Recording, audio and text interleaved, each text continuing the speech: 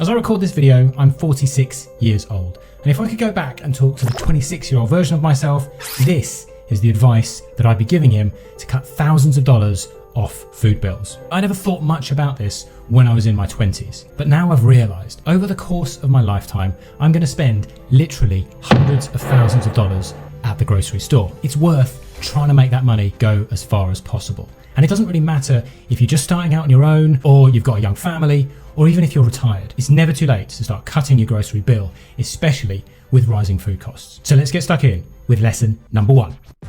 I kept throwing away spoiled food every week, but I didn't realize how much it was actually costing me. One day, I added up the cost of all of that wasted food over a month, and it was more than $50. So before you go anywhere near the grocery store, do this first. Start tracking what you throw out and adjust your shopping list to stop buying what you're not using. Number 2. Now, I'm really interested to find out how many people do this, so let me know in the comments. So I used to buy all my groceries, get home, and just want to shove them in the fridge as quickly as possible and sit down, and then promptly forget about all the older stuff sitting at the back of the fridge that was going bad. That sound familiar? Well, what changed this for me was when I learned how restaurants do it. And they use a simple system where new food goes in behind the old food so that nothing gets wasted. And grocery stores do this as well, by the way. When you're unpacking your groceries, just take an extra couple of minutes to move all the older items to the front so you use them first. Lesson 3. My wife and I sometimes alternate who does the groceries. And we used to buy food that the other one had bought already. Lots of double ups, lots of wasted money. Probably pretty common as well. I think the worst was when we realised we had something like 3 massive cabbages sitting there, and we were obviously not going to get through all of that cabbage even if we had cabbage every single meal for a week. Really simple solution. Before heading to the store, take a quick inventory of what you already have and you'll avoid buying stuff that you don't need. Lesson 4. Very often when I was younger, if I planned any meals at all, I planned them based on what I wanted to eat, not what was actually in my kitchen. So I was going to the store more often, I was picking up extra things that, again, I didn't need. And I remember the first time I sort of challenged myself to use up as much as I could that was already there, I saved myself $30 in 1 week, straight off the bat. Start your meal planning by checking your ingredients first, then building your shopping list around just what's missing, not what you fancy. Lesson 5. Long before I started working in the food industry, I just kind of assumed that grocery prices were random. I didn't pay a lot of attention to when things might be at their cheapest. Today, I know that in most cases, those prices are anything but random. And in fact, you can track them going up and down between different retailers. Find out what those price patterns are, keep an eye on them, and then gradually see how many of your kind of regular purchases, your staples, you can time to buying when the price is reduced. Lesson 6. Building on lesson 5, I used to buy things basically whenever I ran out.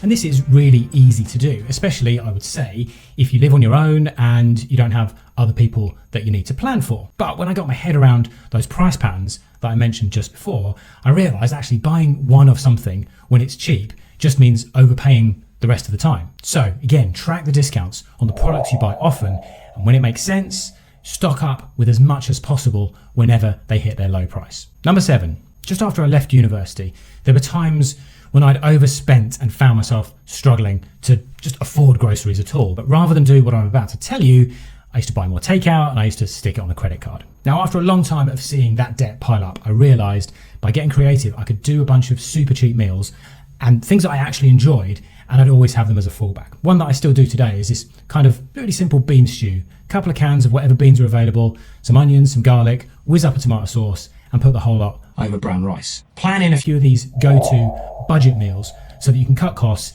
even when you're not desperate. Number 8, I had no idea how much my meals actually cost, so I wasn't really controlling my grocery spend back in the day. When I worked out that some of the meals that I was having were $10 per serving while others were $2, I started making smarter choices. Break down those meal costs and aim for a realistic per meal budget to stretch your grocery dollars as far as you can get them. Lesson number 9. Now, sticking with the theme of budget meals, when I first met my wife, I really wanted to show off my fairly limited culinary skills.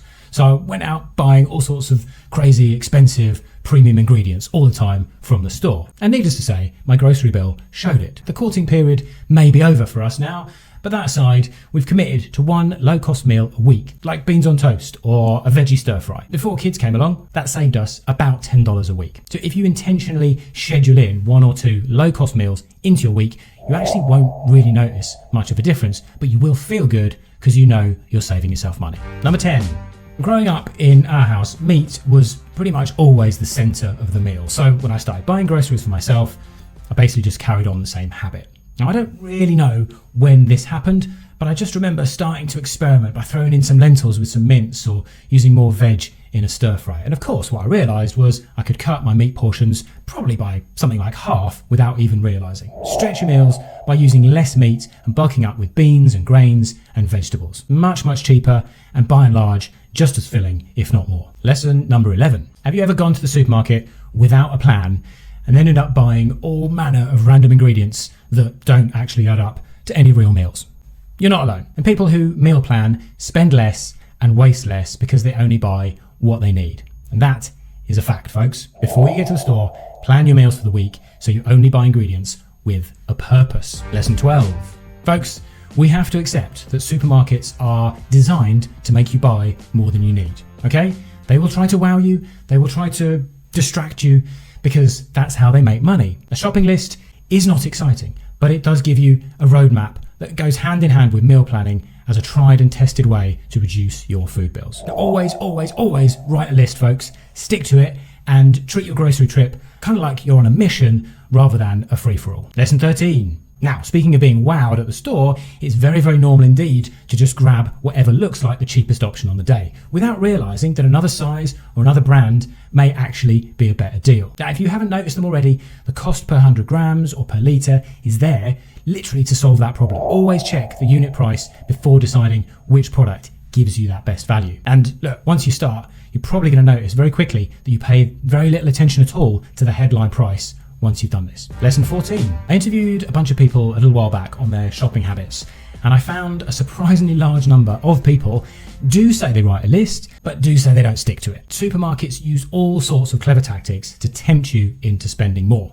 like these ones, for example. So this is really about having the willpower to stay in control of your spending instead of letting the store dictate what you buy. But if you really struggle, then maybe set yourself a hard limit. Basically, if it's not on your list, it's not in your cart, no exceptions at all. Lesson 15. So one of those supermarket tricks to get you buying more is the old multi-buy, 2 for $10, 2 for $15 or whatever. But how many times have you bought into one of those only to realise later you didn't even need that second item? And it's either going to go straight in the bin or it's going to sit at the back of a cupboard for like the next 3 years. These deals make you think you're saving money, but think about it. If you wouldn't have used that second item anyway, then you're actually just spending more money. So only take advantage of the deal when it really lines up with your actual shopping needs. Lesson 16. Buying drinks and snack packs at the supermarket is a massive, deep, dark money pit. Now, I'm a fiend for chips. I love a bottle of Coke every now and then, but I guess I just decided I don't want that stuff around the house now that I've got kids of my own. Doing DIY snacks at home will save you a fortune every year, and your kids are going to love it. They will absolutely love getting involved. Plus, it's a really good way to build some good habits in them from an early age. Just be okay with the fact the kitchen is going to get messy.